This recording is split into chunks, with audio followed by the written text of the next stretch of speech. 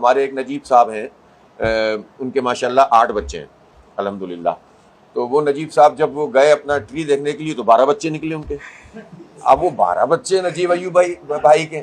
اب ہم نے کہا کہ یار یہ کیا آپ نے کیا ہوا ہے، تم ہماری دوسری والی بیگم کو بتائیے. تو انہوں نے کہا نہیں بھائی ایک ہی بیگم ہے اور 8 ہی بچے ہیں، وہ 4 کسی اور کے میری ٹری میں ڈال دیے، تو وہ میں ٹھیک کرنا چاہتا ہوں.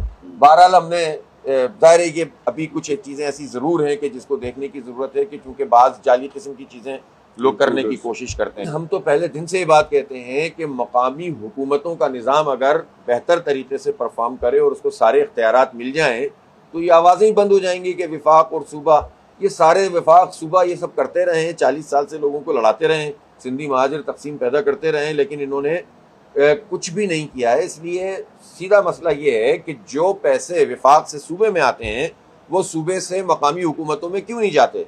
3,360 ارب روپے کراچی کے حصے کے صوبائی حکومت نے کراچی کو نہیں دیا. شناختی کارڈ اور مردم شماری، اور تیسری چیز اس میں جو بہت امپورٹنٹ ہے ووٹر لسٹ.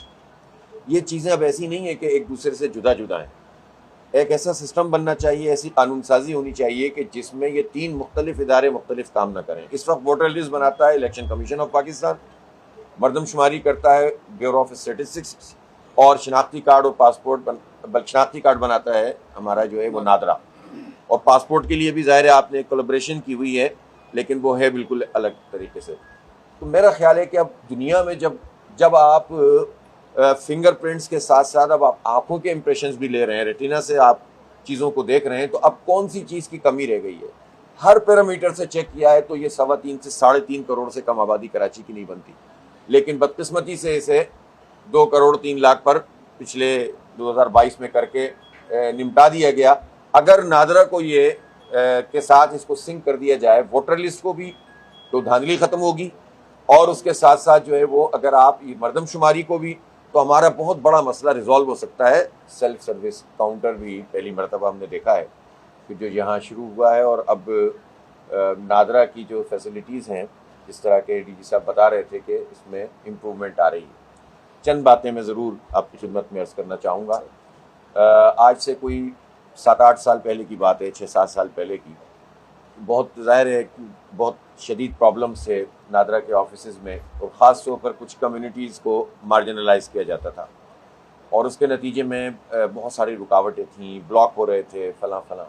بہرحال اس پر ہم نے ایک پولیٹیکل ایفرٹ بھی کی، ملاقاتیں بھی کی، اس وقت کے چیئرمین صاحب سے بھی ملے، ڈی جی صاحب سے بھی مسلسل ملے، ہمیں دھرنے بھی کرنے پڑے آپ کے ہیڈ آفس پر، اور اس کے نتیجے میں بہرحال ایک چیز بہتر ہوئی اور کافی لوگوں کے مسئلے حل ہوئے.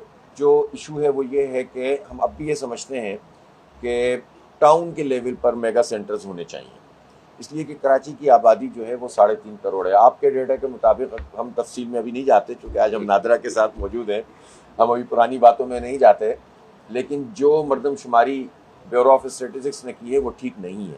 جو ہمارے 2 ہجرتیں کر کے لوگ پہنچے یہاں پر، بہار سے تعلق رکھنے والے لوگ پہلے مشرقی پاکستان گئے اور پھر یہاں پر آئے، ان کا بھی ابھی تک مسئلہ 100% ڈیزالو نہیں ہوا. بڑی حد تک تو ہو گیا ہے لیکن 100% ڈیزالو نہیں ہوا، اور وہ ہوگا سٹیزن شپ ایکٹ میں ترمیم کرنے سے، اس کی مدت میں ترمیم سے. اسی طرح ہمارے وہ بنگالی بھائی جو 70 سے پہلے کے یہاں رہ رہے ہیں یا اس کے بعد بھی آئے ہیں، تو ابھی بھی ان کو بہت ساری رکاوٹوں کا سامنا کرنا پڑتا ہے. اب ظاہر ہے وہ ہمارے جسم کا حصہ ہیں، ہمارے ساتھ ہیں، اور اب تو اللہ کا شکر ہے کہ بنگلہ دیش کے لوگوں کے ساتھ پاکستان کے لوگوں کی کمیونیکیشن بڑھ بھی رہی ہے، اور حکومتوں کی وہاں تبدیلی کے بعد بڑا زبردست قسم کا جو ہے وہ ایک لیزن بن رہا ہے. تو میں سمجھتا ہوں کہ اب یہ مسئلہ ریزالو ہو جانا چاہیے اور سب کو سہولت ملنی چاہیے.